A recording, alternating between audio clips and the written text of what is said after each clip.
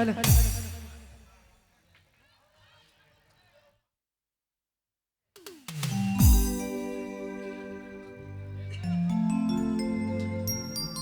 Hello hello.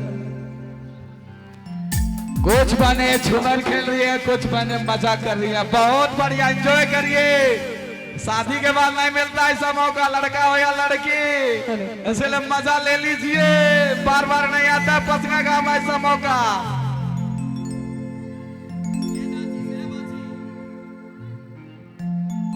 Hello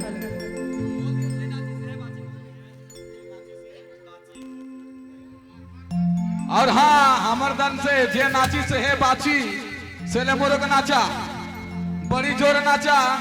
नाच नाच के तोरे कर लुका मन के भिगाई दवा, इतना जोर नाचा।